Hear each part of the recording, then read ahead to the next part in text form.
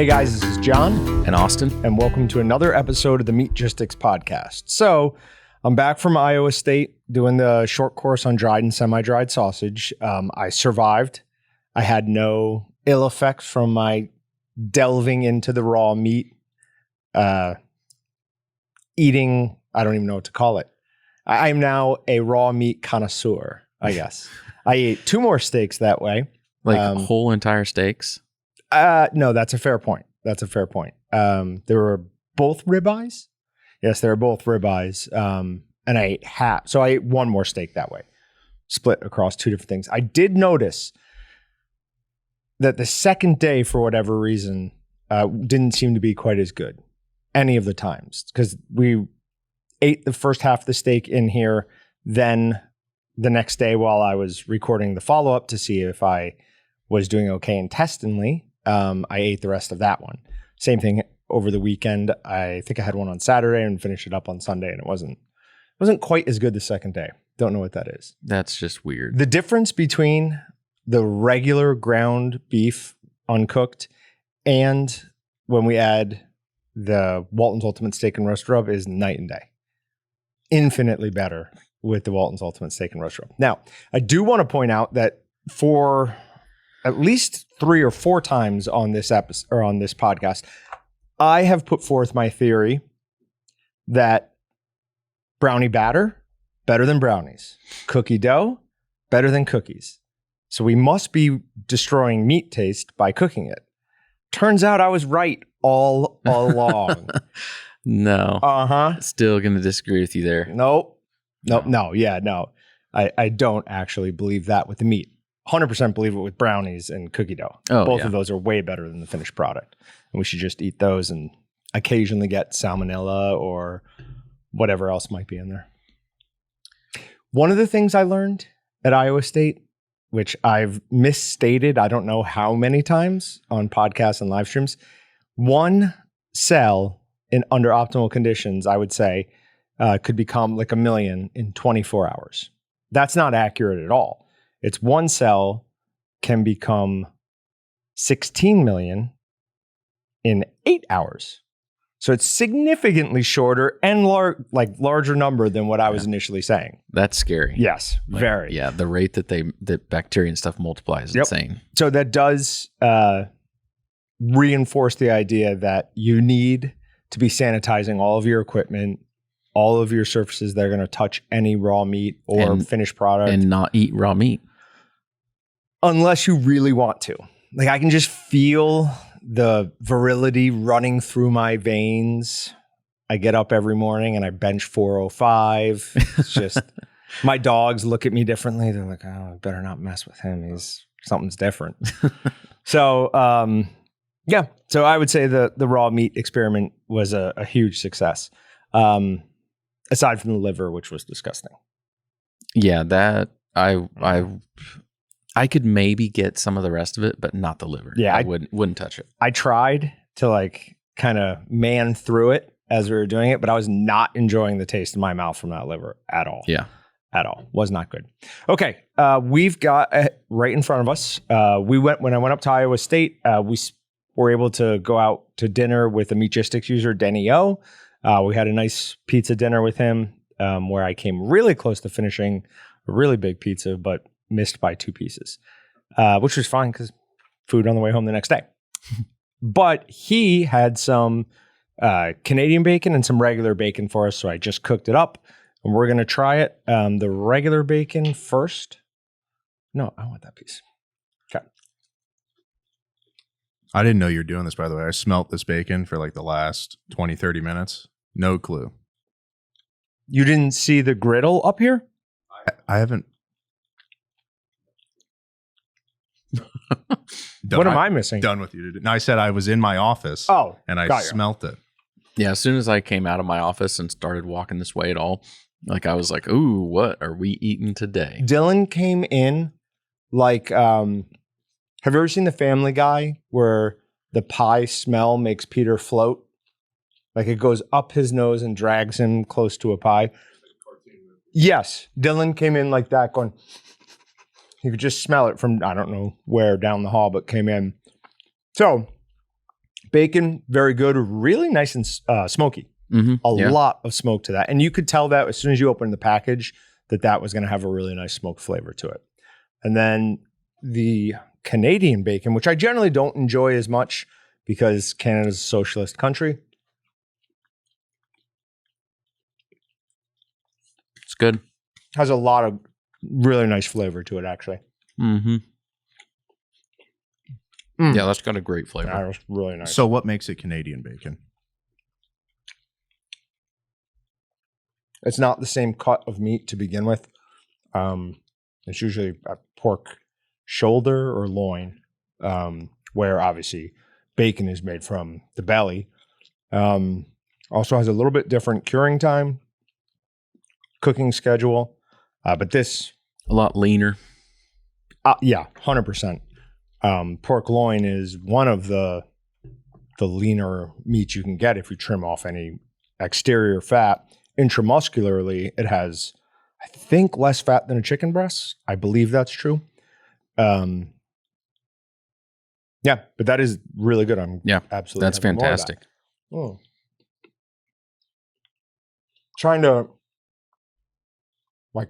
figure out the flavor. It has a decent amount of just the umami, which I don't always pick up in pork. So that's really nice. And again, a nice smokiness to it. Did he tell you what he cooked it to? Did he partially cook, fully cook? No, it was definitely partially cooked. I mean, just from how he sliced it and how it acted before then, it wasn't completely raw. But yeah, very good job, Denny. Nice. Yep. Thank you for letting us try that. I have more of it, which I will be bringing home. All right. So another version of stuffing tubes arrived for our electric stuffer. We believe this to be the last thing that needed to be done. The last version of stuffing tubes that they sent us, we rejected. These were far better, but they are slightly wider in diameter with outside with a little bit less of an inside diameter. So the material is significantly thicker, right? So that makes getting a 19 millimeter on it fairly tricky. Not going to be possible forwards. Has to be put on in reverse. We had a guy from Devereaux up at Iowa State, and when I was trying to explain this to him, he's like, you're crazy. That's not correct at all. So I took a video of doing it and sent it to him, and I'm waiting for a reply. So we made those up. Those are our jalapeno mango jerky seasoning made as a snack stick. And then I added ghost pepper cheese because why not? If it's already hot, we might as well make it almost unbearable. You should look for a piece with cheese if you can find it, because that will significantly affect the flavor. I would recommend you chew to the front of your mouth. Yeah. Keep it in the front of your mouth. Don't let it go in the back until you're ready to swallow it. I had a piece just accidentally flipped that way. Yep. I about choked. This is the hottest snack stick I've made. I think this is hotter than, what did we do? We once fought over Habanero and Inferno. And Inferno was hotter because I won that one and I thought Inferno was hotter. This is hotter than that. Than the Inferno? Yes. No. Yes. No. This is definitely hotter than Inferno. Have you had the habanero snack stick? Are you kidding? This is the exact. We did a whole video on this. You thought no, but this was all about bratwurst, not snack sticks. Okay. It is pretty hot though. I think it keeps going. I think if you didn't have the ghost pepper cheese in there, it would not be the hottest. Ooh. So we will try that. We will go ahead and give that a shot. But my opinion, that is the hottest, and it keeps going. It does not give up. We're going to start sweating pretty soon here. I will have a glisten on me. We'll have to pause for makeup or something. So. You're going to give me acid reflux here. I had acid reflux the other day. I never have that stuff. Getting old sucks. Getting old, yeah. It is the worst. I have so many more digestive issues, and I'm not even that old. I'm almost 33. What are you saying? I'm that old? Yeah, you are. I'm almost 10 years older than you. But But you're in good shape, so that doesn't count. Am I anymore though? That's very questionable. Compared to the average, we should almost do a video where you do like a presidency like fitness test or whatever. Oh, I'd crush that. I mean, come on. You'd have to give me a couple weeks to. Well, it's just tough. Like watching you with like, what do you got, like a size 32 pan or something? You're up there going like, I feel terrible about myself. Yeah, but I remember how good I felt a year and a half, 2 years ago. Oh, wow. Really that bad compared to? Oh, yeah. Wow. Yeah. Like not just in physical fitness, but like in mental acuity. It affects everything. Yeah, it affects everything. So I really do need to get back to that. What keeps happening is I keep making great gains and then like I have to go away for a week or something. Like something always throws a monkey wrench in it. I need to be strong enough to just commit to it. Like, nope, not. Even if I have to go away, gonna eat healthy. Hopefully when we go to Missoula, I have to imagine that's a very like crunchy granola type city. At least I imagine it is. So I have to imagine. What does that mean? I have no idea what you mean. Kind of like hippie, but not really hippie. Like super earthy. I don't know. You've never heard the term they care crunchy? About the environment, but they don't do anything about it. Oh no, I think they do things about it. Hey, do you not know the term crunchy? I love it now. That's my go-to. Oh, wow. I now am onto that. I wonder if that's an I just call it like thing? Portlandia or something. That's the person you're thinking is exactly who I'm talking about. Yeah. So I have to imagine they'll have like good, healthy food options up there. I would think so. Do we have hotels yet? No, you said you were camping. You said you didn't want to. Yeah. Why are you asking me if we have hotel rooms then? I haven't booked one either. I don't know. I was debating because I think if we're going to drive, so everybody, when we were talking before, we were flying, driving, airplane tickets, they've gone insane. They've gone up even more. They're like the cheapest one we get was like $1,200, and that wasn't even necessarily the preferred time. Like it was up to like $1,900 a ticket. Yep. And so it was like, nope, okay, we're going to drive. Which makes me very happy because Austin is then locked in a box with me for a long time. Like 40 hours. Yeah. But it might be locked in a box with you further because I was contemplating if we're driving, we might as well take the trailer because then we can travel with space. And I don't want to take the trailer. Oh. That makes it significantly harder to drive. Well, now he can't go in reverse ever. So it goes where you go. It does not. Yeah, it does. We're going to be driving up through mountains. Yeah, it doesn't change.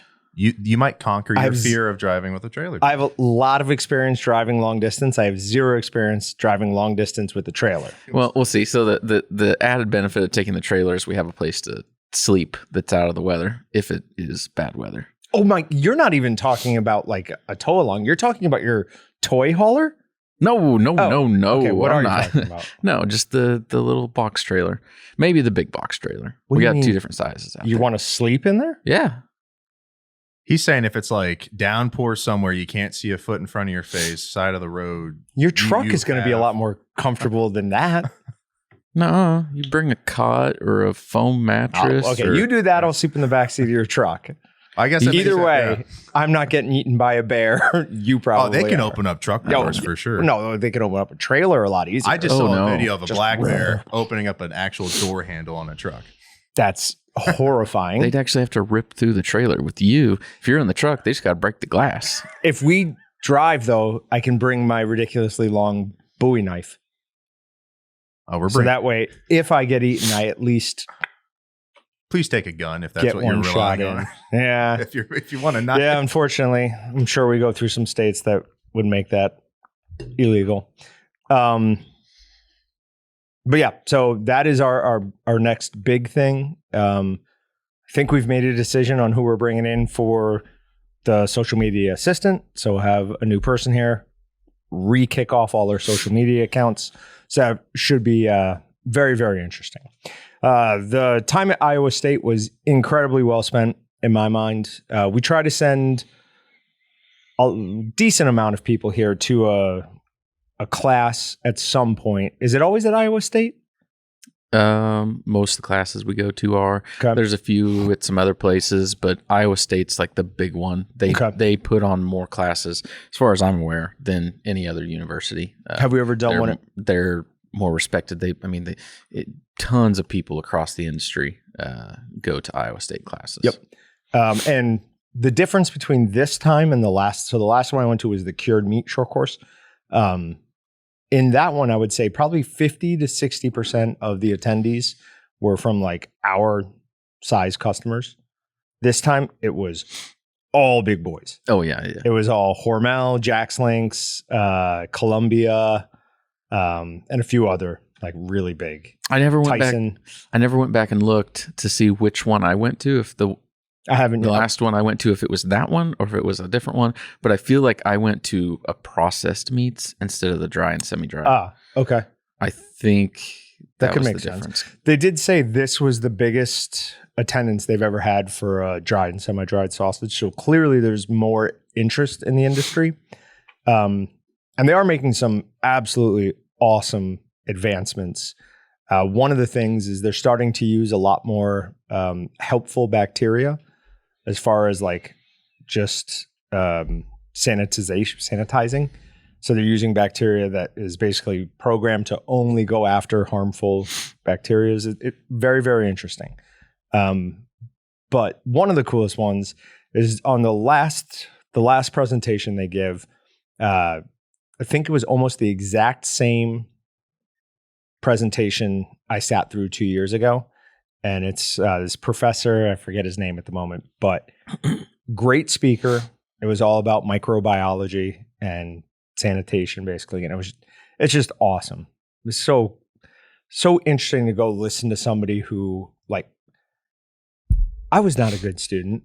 I texted my wife in the middle of this. I'm like, if this was my college experience, I would have stayed forever. I would have stayed and got my master's. And like, it's just so cool that there are people out there thinking about that. And then a really neat thing was they brought back a bunch of graduates who were out in the industry to come back and talk about like what they're doing at their companies to try to advance meat processing. Yeah. One of the neat ones was this company that is doing broth.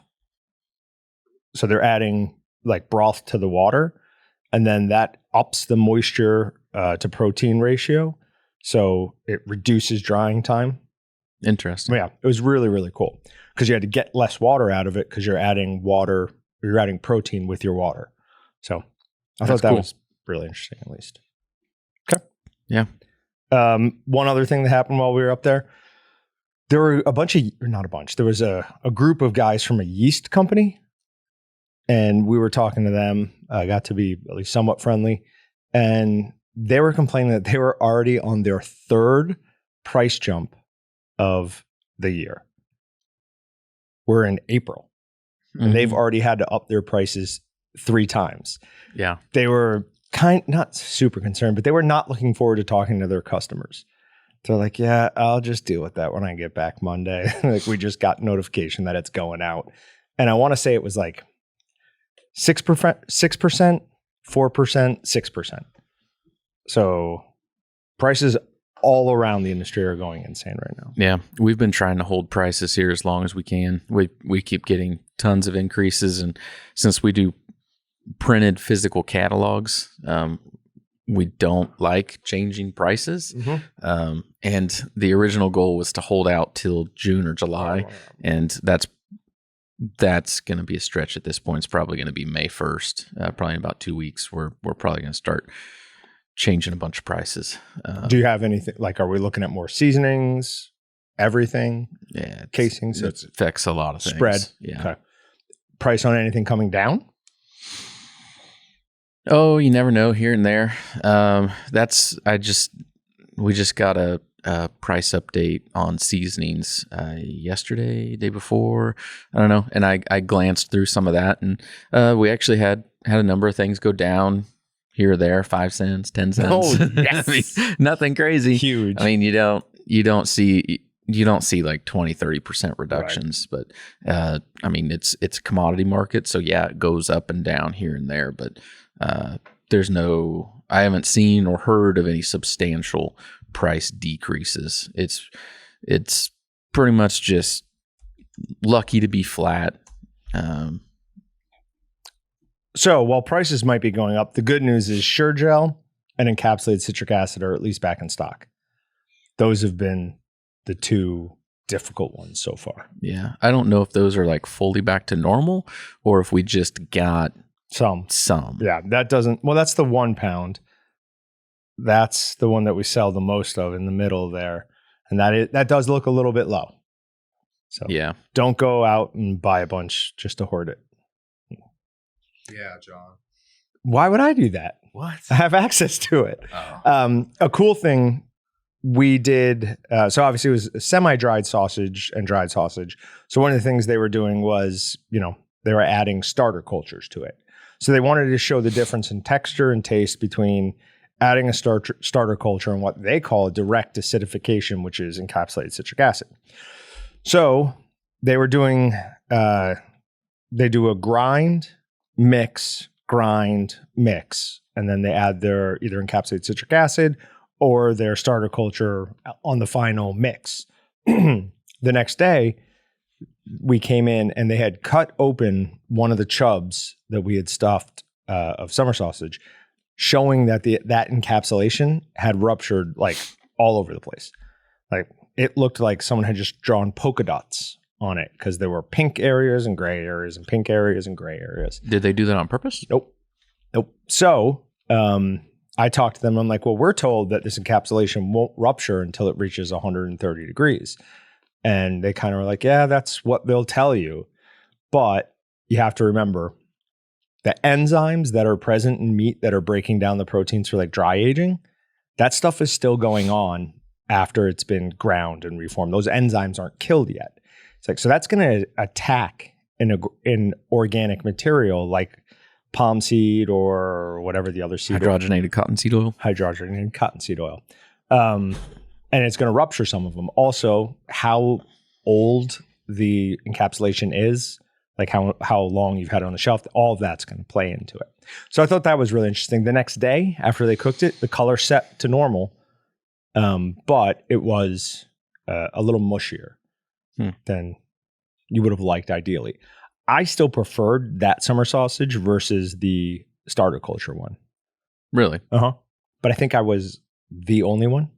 Yeah, I was going to say most people probably wouldn't. Yeah, the snack stick, it's not even close. Our snacks, the way we do snack sticks is many times better than dry cured snack sticks or lactic acid. I didn't like the texture of it. And I thought the flavor was a little lacking too. I like our snack sticks better. Now for salami and pepperoni, not even in the same world. Like that is the way to do those products 100%. Yeah. It's way better. But not everybody can do it at home.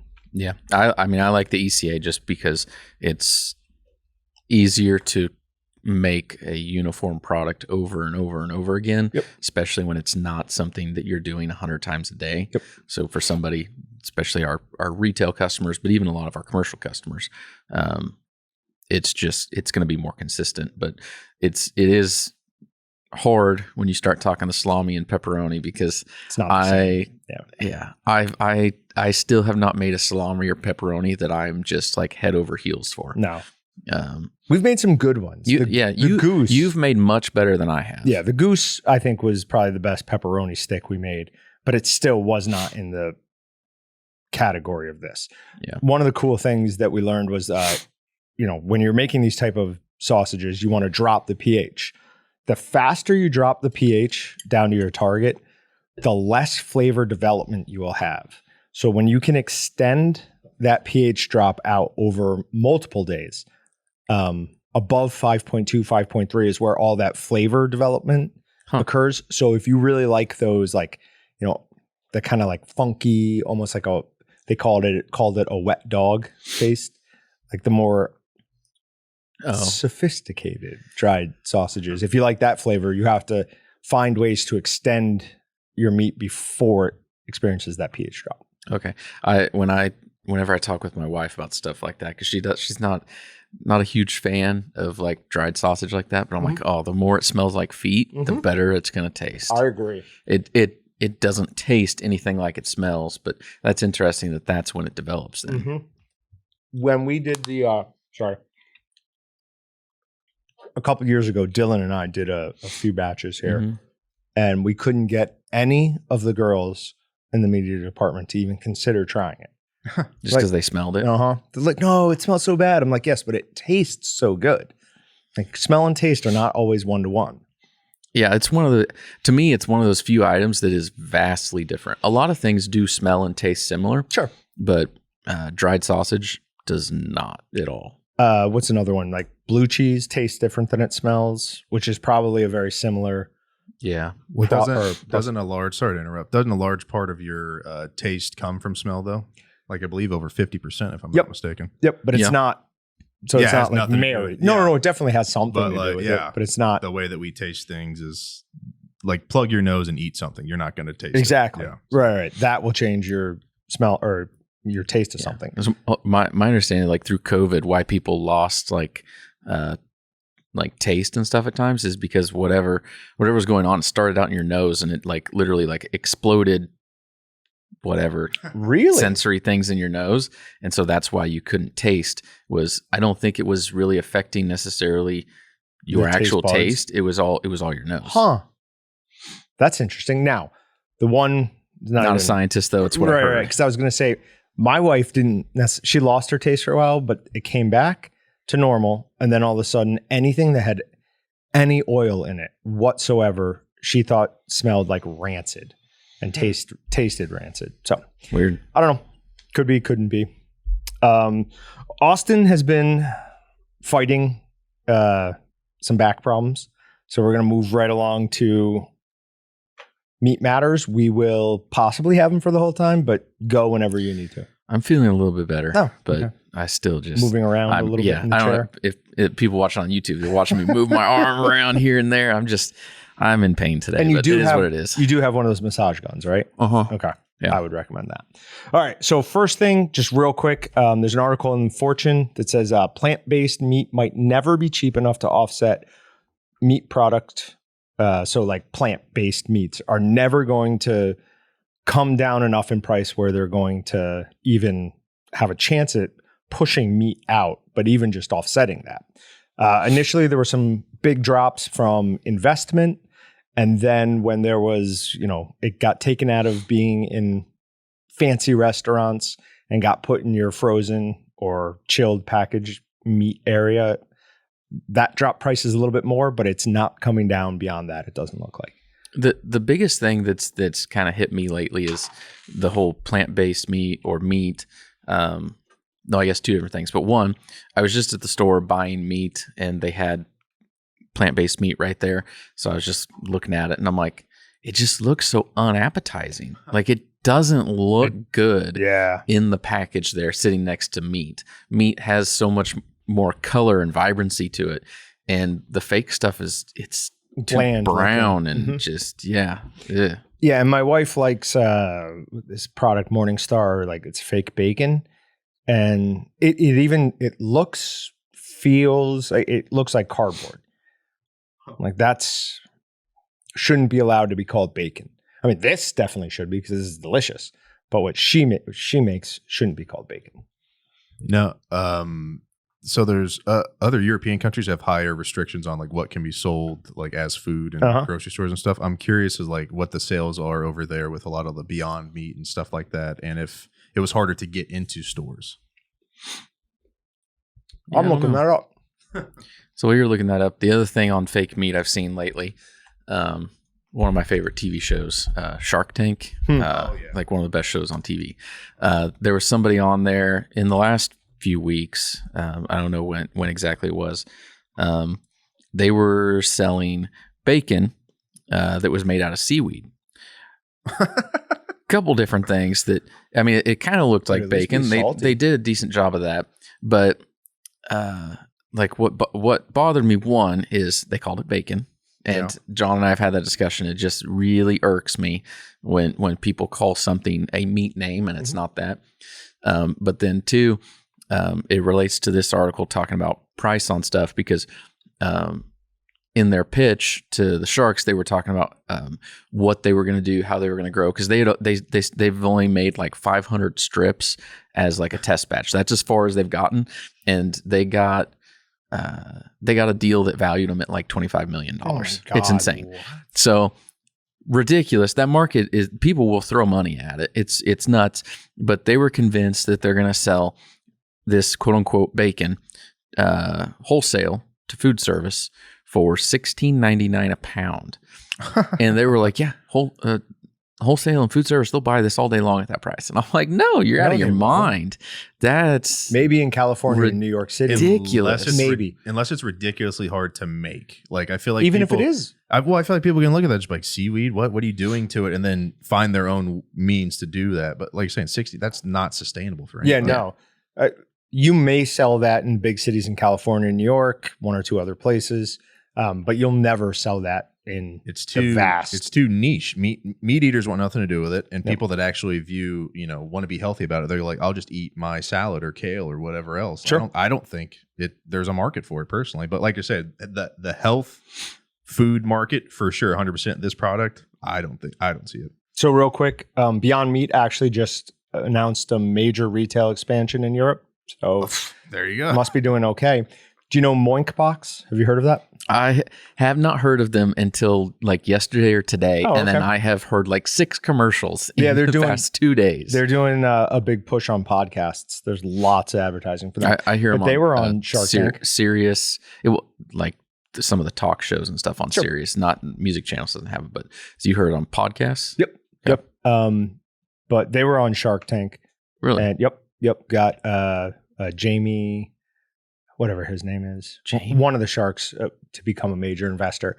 Their entire thing is the exact opposite. Let's take it back to the way we used to make bacon. Like, they are big believers in ethical treatment of their animals. It's not, factory farmed. So really interesting idea. Mm-hmm. I personally think going forward, because more regulation is coming to the industry. More people are waking up and getting annoyed about factory farming, the conditions of everything. So small independent processors, which are our customers, which is awesome, will continue to, I think at least, be where discerning customers go, as opposed to going to the grocery store. So good news for us. Do you see meal plans ever taken over? Like food delivered to people's doorsteps instead of them actually going to, like, do you see in 20 years people going to the grocery stores of just...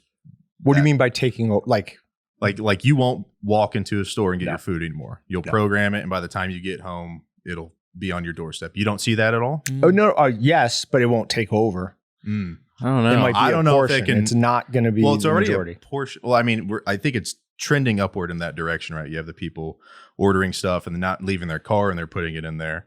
And I mean, you look back 50, 60 years ago, there used to be milkmen that you'd bring milk to your home. So it's like, I think we're trying to marry the new age technology with how simplistic old world thinking was, because you look at the Moinkbox, whatever you start, like, that's a meat subscription box. What's wrong with a daily or a weekly, grocery box? So it's already out there. It's already out there. It's a little too expensive for me. Yeah. But a guy who hates, I don't even know what I want in the grocery store when I go in there. It takes me an hour and a half and I overspend on accident. Just give me the essentials. I'll spend up to $100 for a week and a half's worth of stuff, and just give it to me. I just put it in the microwave or oven. I'm ready to rock. So yeah, to be honest, I'm on Patrick's side. I see that like becoming a much bigger thing. I can't get there. But less choice, right? Less choice. Yeah. I can't get there.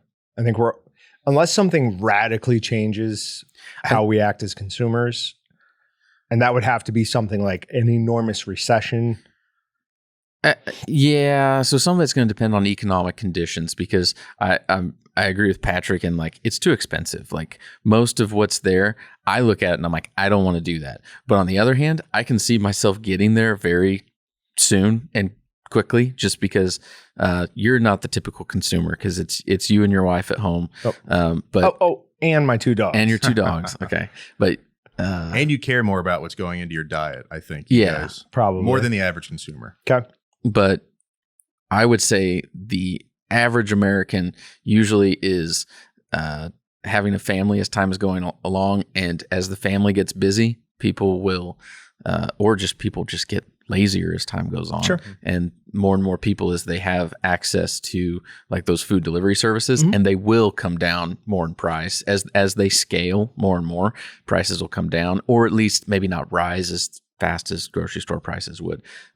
My theory on it anyways, I think it'll go up, because I could see right now I'd be like, no, I'm not doing that. But if I have another kids are getting older and they're in sports and we're running around all the time, if I can, just have fresh food, so it's not so we're talking a frozen pizza, even though I would love to eat frozen pizza every day. Fresh food that you could just throw in the microwave or heat up in the oven. You don't have to do the whole preparation. Big thing, I think, for families. Okay. So we're talking about more of a delivery from the grocery store to your home, because that's not what he's talking about. No, like meal delivery. Okay. So then we're talking meal delivery with like actual fresh, like apples, things like that. Yeah, like whether it was something, because there's some of them out there that they send you just all the raw ingredients and they tell you how to prepare it, or it could be they send you frozen stuff. It's fresh. It's not as processed as going back to like the frozen pizza thing. I mean, frozen pizza is very processed. Yeah, I think what he's saying is like there's like organic raw, so to speak, and then there's like prepared flash frozen stuff, and then there's like completely banquet meal kind of garbage for you. I think there's all three represented right now via different companies. And yeah, all around, oddly enough, the same price point though. I think they're all over $40-$50 a week, but and you don't even get a meal every night. I think that's like 3 to 4 meals. Maybe. Right. Yeah. Like what? Blue Box? I looked into Blue Apron. Blue Apron. Blue Apron. Yeah. Good job. Combination of box, food, apron, whatever they are. All right, real quick, because we need to move on. But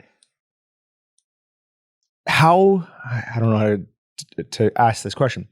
How many items will you reject when you go to a store? Like, if I'm looking at fresh fruit, I don't want that one, that one, that one, that one, that one.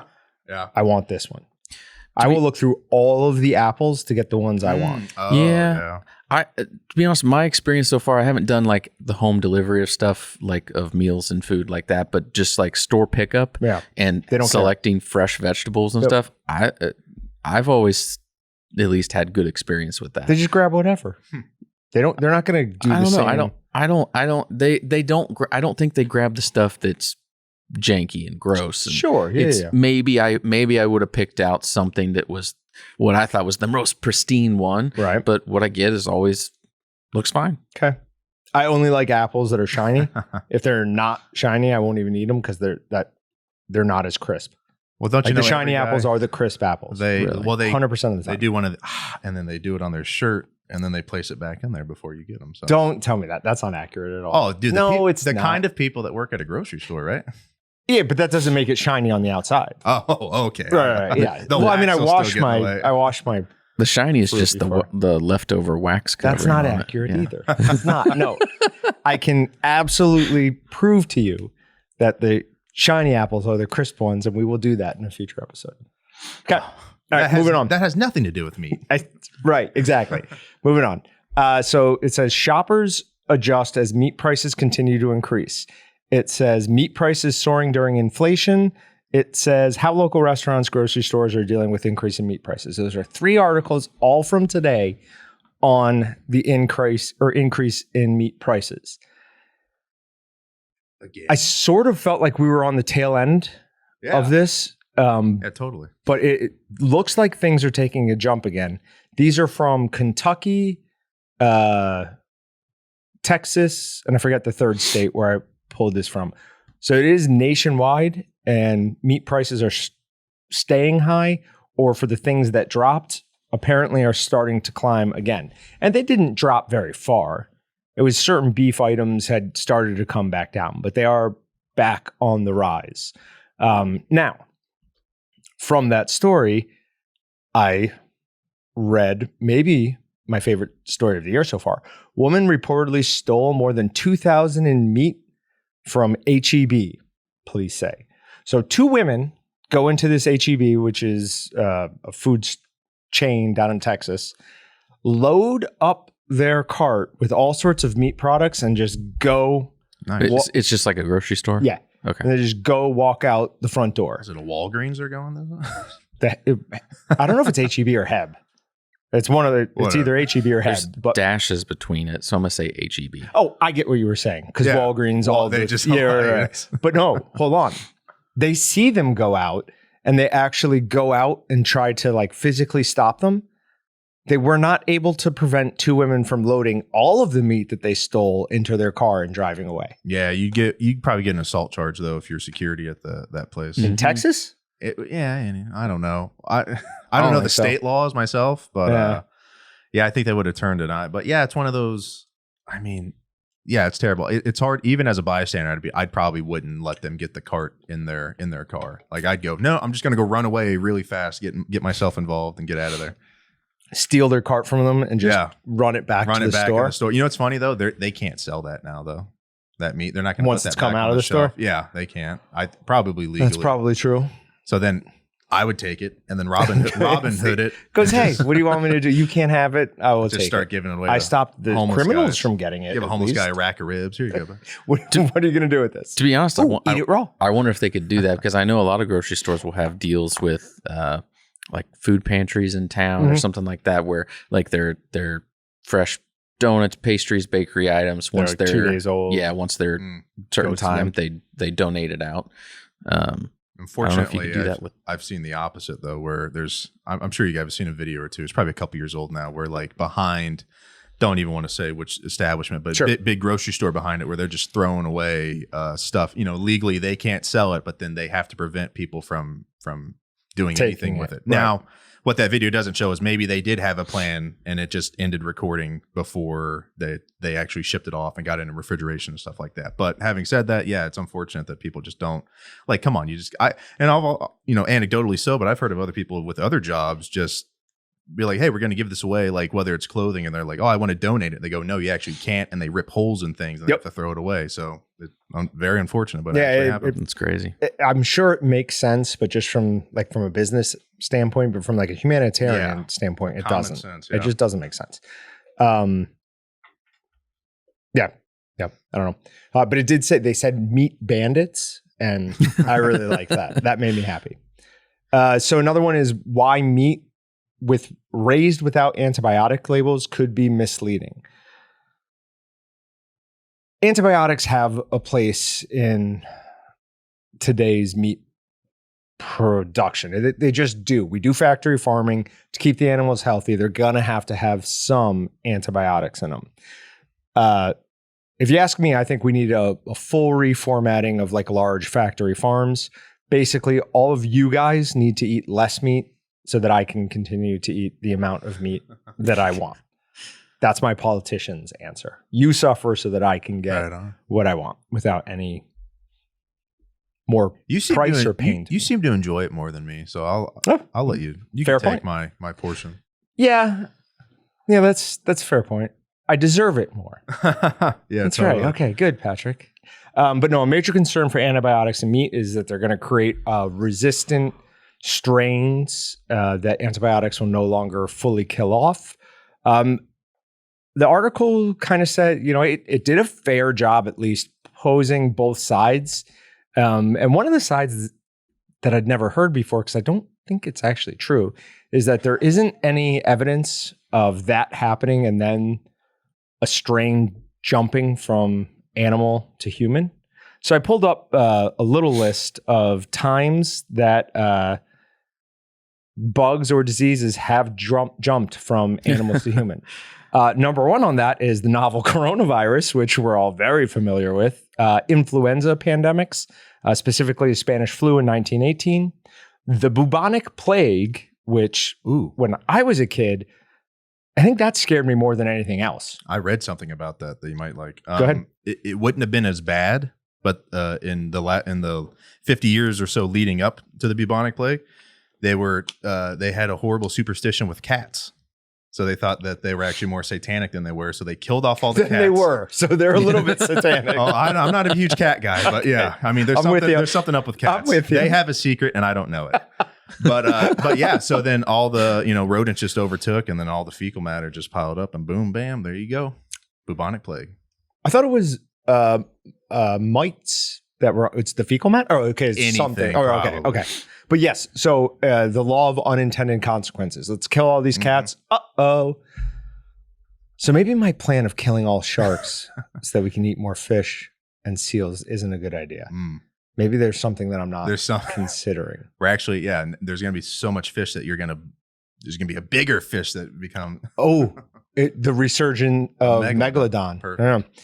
Diseases that bite. So this one's kind of shoehorned in there, but obviously mosquitoes kill more people annually than any other animal. And then from pets and mice, HIV, AIDS. I don't think it's ever been proven that came from a monkey, but I think that's the general. Outbreak, starring Dustin Hoffman, that jumped from a monkey. What was that monkey? It was a something. Macabre? That's not it. Adorable. Macau? It was. Very cute. And then they have mind control, and they have the cutest picture of a kitten I have ever seen. I stopped immediately on that one. I'm like, what? Eyes are huge. Oh, do you not know about this disease? You don't know about toxoplasmosis? Is that like Gary Toxoplasma gondii? Oh, I didn't know it was called Gandhi. That seems unfortunate, considering who Gandhi was. Wait, did you know who Gandhi was? Yes, I did. That sounds very interesting to me, though. I don't think he was the nice guy that you might think he. Oh, we'll go back to that. Oh yeah, supposedly Gandhi was like brutal. Yeah, like sure. Who knows? Sure. Let's not delve into that. Yeah, we don't actually care one way or the other about that. So Brett, if you're listening, I saved us there. So. But no, toxoplasma is something that it can infect humans. In fact, they found, I think, that some ridiculous number of motorcycle accidents, those people have toxoplasmosis. It's something else. Like they have it from cats. It also affects rats, where they no longer are afraid of cats, but they're actually attracted to the scent of their urine. So have you ever seen a video of a rat attacking a cat? It's not like in New York City. It's not like the rats are so bad. It's like tough. It's just that they're infected with this and they're actually attracted to the cats. That was always a weird thing to me that people were like, come down and see the rats in Brooklyn. They'll hit you with the baseball bat. Like, that's nothing to be proud of, you idiots. Ebola, obviously. And then Lyme disease. This one scares me more and more. I'm seeing more ticks. Yeah. I walk my dogs every day for like an hour. Ticks scare me. Yeah. They didn't used to scare me, but literally out of the last week, I've been home just under a week. 3 out of the 5 days I've took my dogs on long walks in a field, I've had to pull ticks off them. So I don't know if there are more around or what's going on. But do you give them flea and tick stuff? Yeah. Okay. Yep. So they don't actually fully attach, I guess. And then apparently humans infect chimps and gorillas. I didn't look any deeper into that because I don't want to know. All right. Now, I've reached out to North Dakota State University because I want to know if this is actually open to everybody. But in May, North Dakota State University is going to offer some webinars on farm to market. They appear to be open to anybody. I just registered for the first one, and it's pre-harvest livestock. Yeah, if that is open to anybody and they're okay with that, then we need to post that on Meatgistics. Yeah, we could push a lot of people that way. Because that is an awesome thing, but I also don't want to overload them. So maybe register, maybe don't, but definitely something to keep it on your radar.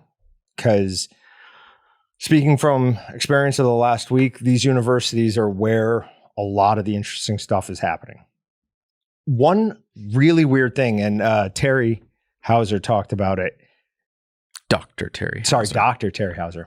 Isn't that funny that Dr. Jeff Sindelar, like 100% makes sense to me, but Dr. Terry, because he's too friendly.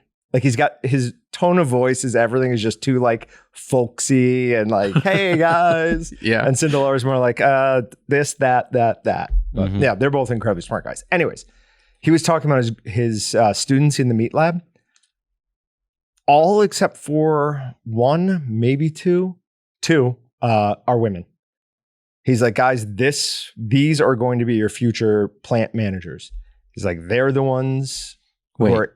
For some reason, my brain's not computing that. So they were mostly male or mostly female? Mostly female. Mostly female. Yeah. He's like, it is now, or it is going to be a female dominated industry at the upper levels. He's like, these are the people who are interested in it. These are the people who are learning about it. He said, I don't know what changed, why it changed. He's like, but this is what our students have looked like for the past however many years. So that'll be an interesting change in the industry. That's cool. Now, last thing. And I just saw this because you force us to use Edge instead of Chrome. So anytime I open it, it opens all those like stories. This was one of the stories. It's hero dad kicks mountain lion in head to save daughter's dog. So apparently they were on some sort of job site. They brought their dogs with them. And the dad all of a sudden hears dogs barking and a cat screeching and goes. And the cat has the dog by the head and is dragging it across the driveway. And he goes up and kicks it a few times in the head. It finally lets go and he gets a stick and he's just like threatening with it. And cat eventually just scampers off.